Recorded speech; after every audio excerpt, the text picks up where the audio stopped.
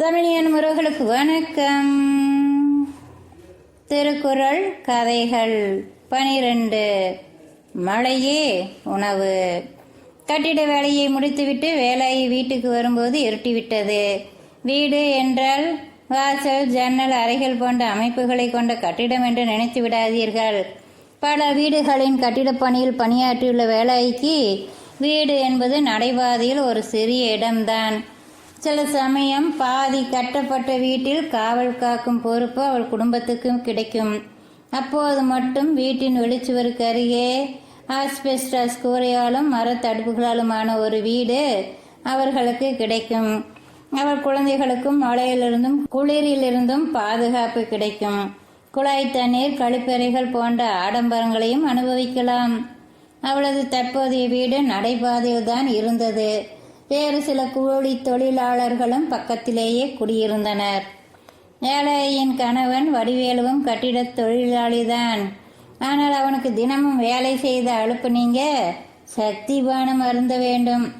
ஆண்களுக்கு மட்டும்தான் உடல் அலுப்பு வருமா என்று வேலாய்க்கு தோன்றும். ஆனால் அவள் அப்படி கேட்டதில்லை.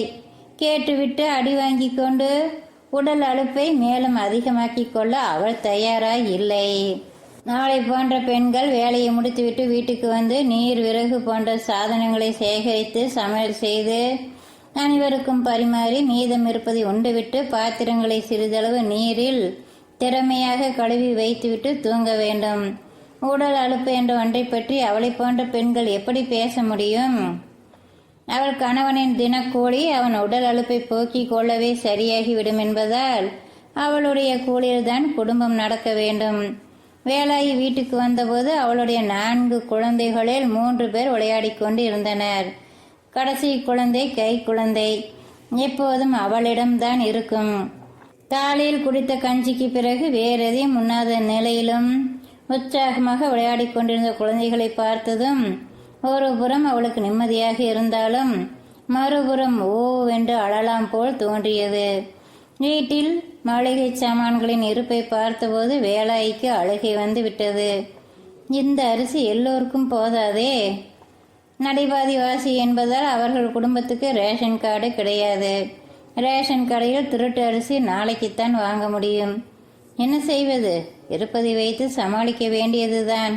காலையில் குழாயடியில் வரிசையில் நின்று பிடித்து வைத்திருந்த ஒரு குடம் நீரில் பசி தீர்த்துக் கொள்வதற்காக அவள் குழந்தைகள் குடித்தது போக பாதி குடத்துக்கு மேல் இருந்தது. நல்ல வேளை, தண்ணீராவது இருக்கின்றதே. தண்ணீர் தான் கடவுள். சோறு வடித்து குழந்தைகளுக்கு பரிமாறும் முன் சிறிது மோரையும் நிறைய நீரையும் கலந்தாள். குழந்தைகள் தங்கள் அலுமினிய தட்டுகளில் பரிமாறப்பட்ட சோற்றை கையால் எடுத்து சாப்பிட முடியாமல் அப்படியே உறிஞ்சி குடித்தனர். சீக்கிரம் சாப்பிட்டு முடித்து விட்ட உற்சாகத்தில் மறுபடியும் விளையாட போய்விட்டனர். தண்ணீரின் துணையால் இப்போது வயிறு நிரம்பி விட்டது. இரவில் பசி எடுக்கும். அப்போது எழுந்து தண்ணீர் குடித்துவிட்டு படுத்துக் கொள்வார்கள். காலையத்தில் சோறு கொஞ்சம்தான் மீதி இருந்தது. கொடுத்துவிட்டு தாமதமாக வரும் கணவனுக்கு கண்டிப்பாக சோறு வேண்டும். எனவே இருந்த சோற்றை கணவனுக்கு வைத்துவிட்டு வேலாயி தண்ணீரை குடித்து பசியை தற்காலிகமாக போக்கிக் கொண்டாள். கை குழந்தைக்கு மட்டும் பால் கொடுக்க வேண்டும். பால் வைத்திருந்த பாத்திரத்தை பார்த்தாள். பாலும் குறைவாகத்தான் இருந்தது. கொஞ்சம் நீரை ஊற்றினால்தான் ஒரு பாட்டில் வரும். பாலில் சிறிது நீரை ஊற்றி சுட வைத்தாள். நல்ல வேளை, வீட்டில் கொஞ்சம் சர்க்கரை இருந்தது.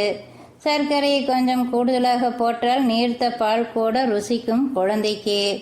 குழந்தையை மடியில் படுக்க வைத்து பாட்டிலில் இருந்த பாலை கொடுத்தாள். மிதமான சூட்டுடனும் மிகையான நீருடனும் இருந்த பாலை குழந்தை ரசித்து அருந்தியது. பாட்டில் காலியானதும் குழந்தை திருப்தியாக கொஞ்சம் பாலை வாயிலிருந்து வழியை விட்டு தாயை பார்த்து சிரித்தது. அந்த சிரிப்பில் வேலாயி தன் அத்தனை வருத்தங்களையும் மறந்தாள். அதிகாரம் 2. வான் சிறப்பு. குறள் 12. துப்பார்க்கு துப்பாய, துப்பாக்கி துப்பாக்கு, துப்பாய தூவும் மழை. உண்பவர்களுக்கு உணவுப் பொருட்களை விளைவித்து தருவதோடு அவர்களுக்கு தானே உணவாகவும் ஆகிறது மழை. நன்றி. பார்த்தசாரதி ரங்கசுவாமி.